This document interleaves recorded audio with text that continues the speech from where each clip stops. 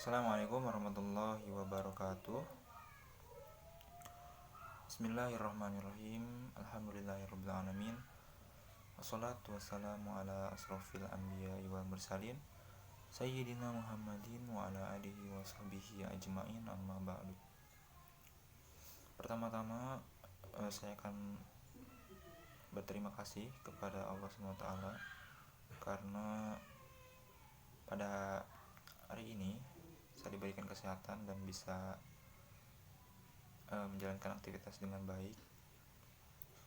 Yang kedua, tak lupa sholawat serta salam selalu senantiasa tercurah limpahkan kepada junjungan alam kita, Habibana wa Nabiyana wa Maulana Muhammad sallallahu alaihi wasallam, kepada keluarganya, kepada para sahabatnya, kepada para tabi'in, kepada para atba' tabi'in, dan kita selaku umatnya yang mudah-mudahan mendapatkan syafaatul uzmanya di yaumil kiamat nanti. Amin ya Allah ya rabbal alamin. Oke, pada hari ini, pada kesempatan ini saya akan menjelaskan secara jelas mungkin ya mengenai epistemologi Al-Kindi. Di sini saya membawakan tokoh filsuf muslim, yaitu tadi yang bernama Al-Kindi. Oleh karena itu, selanjutnya saya akan menjelaskan mengenai pemikiran Al-Kindi ini secara satu persatu lah, begitu. Yang pertama, saya akan membahas mengenai sejarah singkatnya terlebih dahulu. Oke, jadi ini sejarah singkatnya dari biografi tokoh yang saya bawakan, yaitu yang bernama Al-Kindi. Al-Kindi ini merupakan filsuf muslim yang dimana beliau dilahirkan di bangsawan Irak, tepatnya di suku Kindah, yang lahir di Basro dan wafat di Baghdad pada tahun 873 tentunya. Dan beliau merupakan filsuf muslim orang Arab lah gitu ya, orang Arab, dan berpengikut gitu, dan mengikuti filsuf Yunani, yaitu yang bernama Aristoteles. Nah, dengan dipengaruhi oleh doktrin pemikiran yaitu pada psikologi dan sains gitu. Nah, jadi Al-Kindi itu salah satu tokoh filsuf muslim mungkin ya yang mengikuti arah langkah atau arah pemikiran, mungkin hanya arah pemikiran dari filsuf Yunani, yaitu Aristoteles ya. Nah, selanjutnya perlu kalian ketahui juga, tokoh yang saya bawakan ini, yaitu yang bernama Al-Kindi, memiliki banyak karya gitu ya, karena manusia itu akan dikenal oleh karyanya gitu.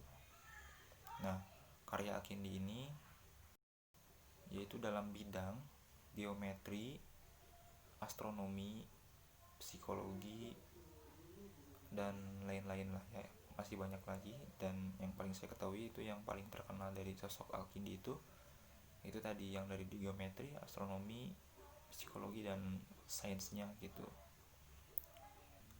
Nah, Al-Kindi ini merupakan filsuf muslim yang menghimpun segala bentuk filsafat secara ensiklopedis, yang dimana pada waktu itu diselesaikan oleh Ibnu Sina atau Avicenna, dan beliau pada waktu itu sudah diarahkan dengan kejadian-kejadian yang tragis dan kejam oleh para ortodok muslim, dan alhamdulillahnya mungkin ya beliau mampu keluar dari rasa kekejaman itu gitu, begitu.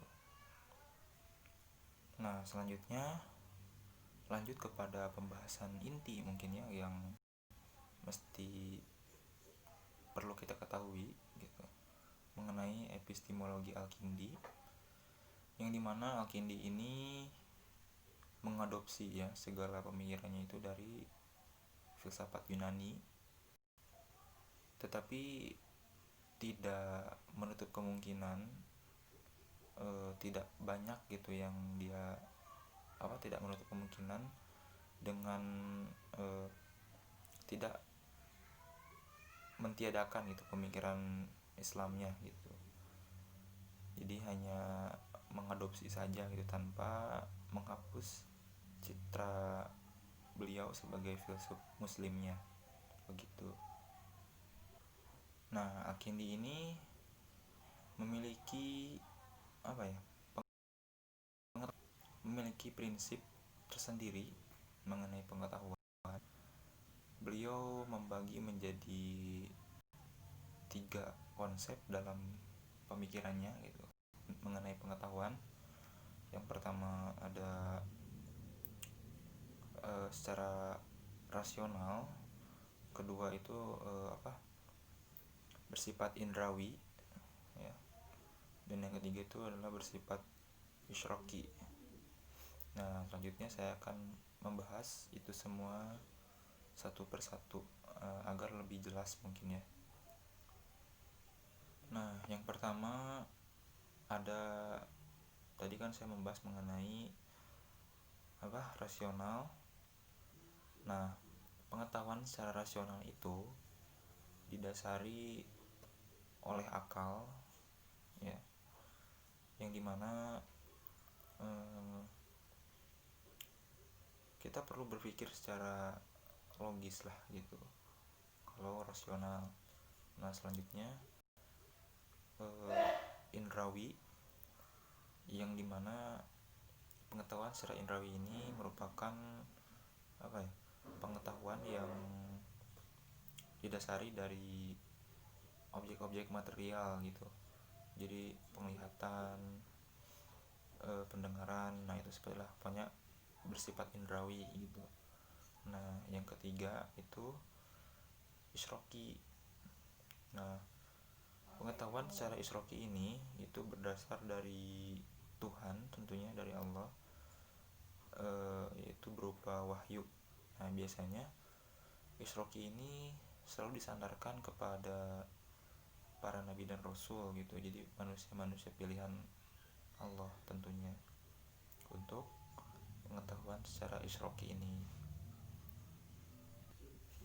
Nah, selanjutnya saya akan sedikit mengklarifikasi gitu terkait ada sedikit pandangan bahwasanya throwback aja gitu ya, Imam Al-Ghazali itu pernah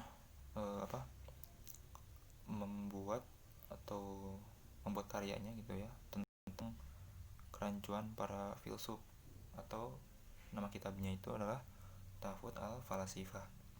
Nah, yang dimana Tahfudz al-Falasifah ini adalah istilahnya mengkritisi lah para filsuf pada waktu itu. Nah, Al-Kindi ini termasuk filsuf yang tidak ada gitu dalam kritikannya Imam Al-Ghazali ini. Dan memang begitu saya membaca sejarahnya, Al-Kindi ini ternyata memiliki pandangan tersendiri lah gitu mengenai dasar pemikirannya gitu. Dia sangat muslim sekali gitu ya, walaupun dia mengadopsi dari para filsuf Yunani, tetapi pemikiran dia itu tidak sampai menghilangkan gitu keciriannya sebagai seorang muslim sejati lah gitu ya. Oke, mungkin cuman itu saja yang dapat saya sampaikan ya mengenai tokoh Al-Kindi ini, baik dari sejarahnya, baik dari epistemologinya. Ya mungkin saya masih belum dapat memahami secara jelas gitu ya mengenai ini, karena ini perlu bimbingan juga dari dosen saya tentunya gitu.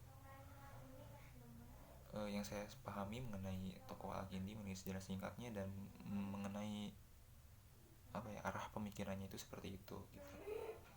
Oke, mohon maaf atas segala kekurangan dan terima kasih kepada Allah tentunya, karena kekurangan itu dari saya, kesempurnaan hanyalah milik Allah semata.